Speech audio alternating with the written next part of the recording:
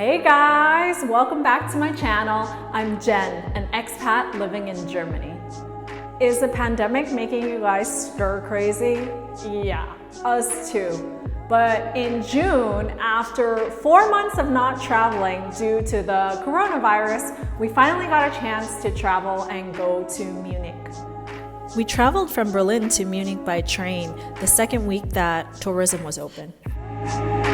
This trip was so different than last year. Last year when I went, it was winter time, it was snowing, and there were loads of people.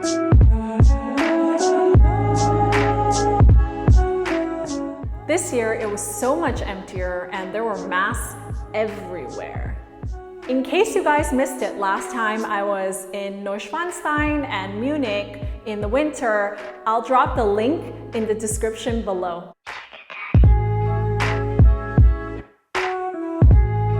So why am I making this today? I want to show you guys what Munich is like in the summer and a bit of traveling during a pandemic.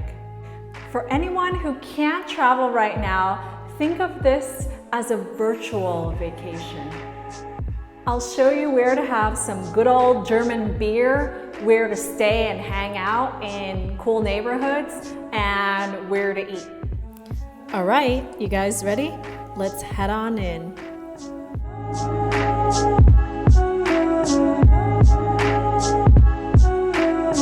As you guys might know, Munich is world famous for Oktoberfest, which is the largest beer festival in the world. And it's been around since 1810. But unfortunately, due to the pandemic, it was canceled. Here's a fairground where it normally takes place. So sad, huh? Even the sky is crying. But I have some good news for you. Even if Oktoberfest is not happening this year, there are still some amazing places to have that world-famous Bavarian beer. Here we're at the Biergarten at the Chinesischen Turm, which is the second largest beer garden in Munich with 7,000 seats.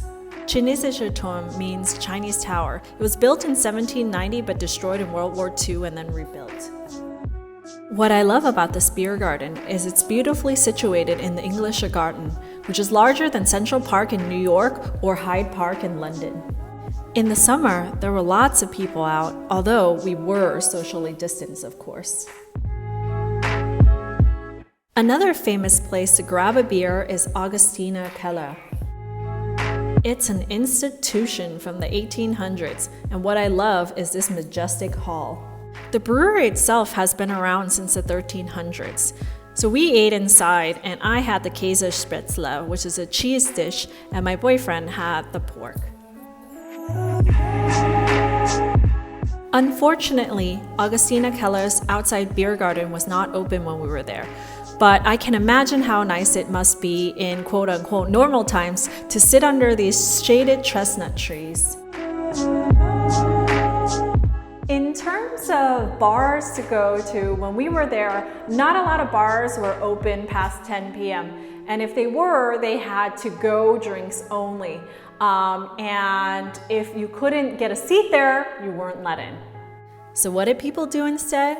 You either grabbed drinks at the grocery store or got to-go drinks and sat by the river outside at night.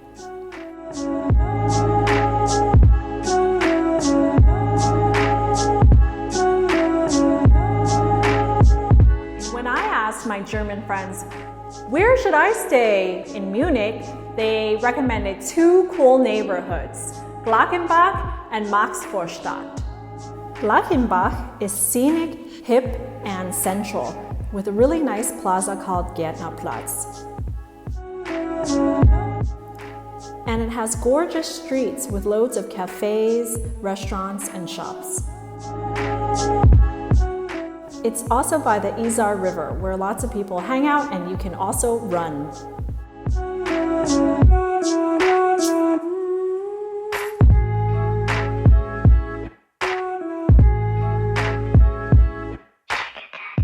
In Glockenbach, we stayed at the Flushing Meadows Hotel, which my friend recommended. I liked that they had a rooftop bar with a really nice view.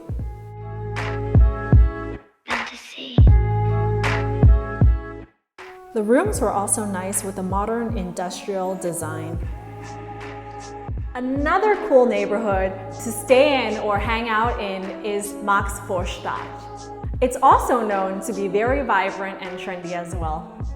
There are museums you can visit in Maxvorstadt, such as the Modern Art Museum, Pinakothek der Moderne. Maxvorstadt is a young and cool neighborhood, very lively. There's a lot of cafes and bars to sit outside, but when we were there, it was pouring rain. There's also good shops around as well, and boutiques.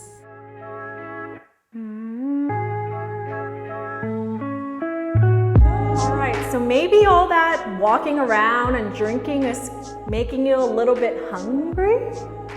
So let's talk food. By the way, I should mention first that yes, you can eat inside restaurants in Munich, or at least the time that we went, but you had to fill out a form with your contact information so they could contact you if there was anything.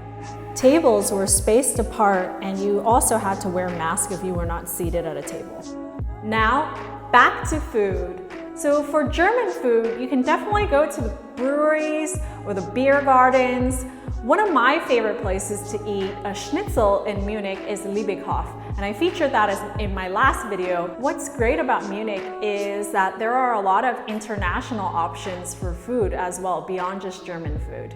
For steak and somewhere special, I can definitely recommend La Boheme. They char the steak at your table, they have excellent service, and it's a great place for celebrations. We were there for my boyfriend's birthday. And then for pizza, because I freaking love pizza, I highly recommend Seoul Kitchen. Seoul Kitchen is known for having great Neapolitan pizzas. My favorite is the truffle pizza.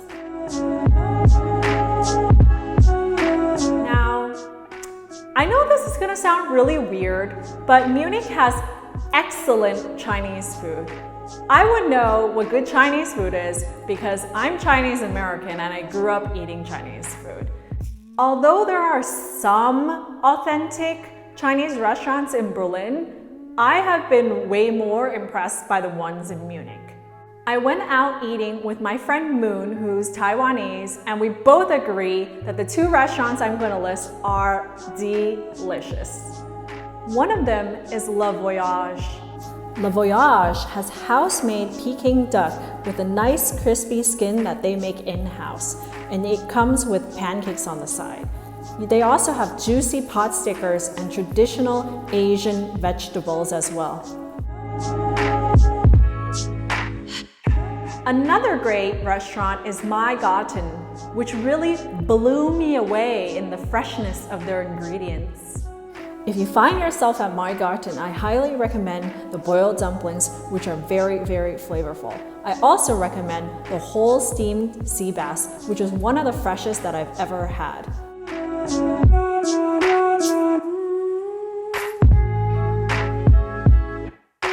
So, there you have it, traveling to Munich in the summer during a pandemic.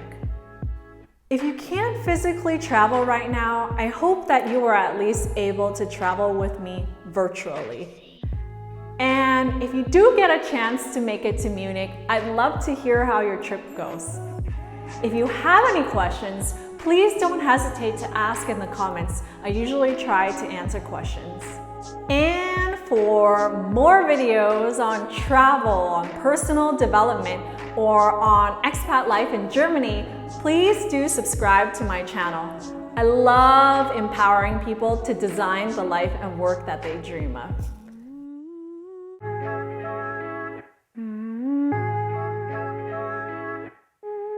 Bye guys, see you next time. Thank you so much for watching.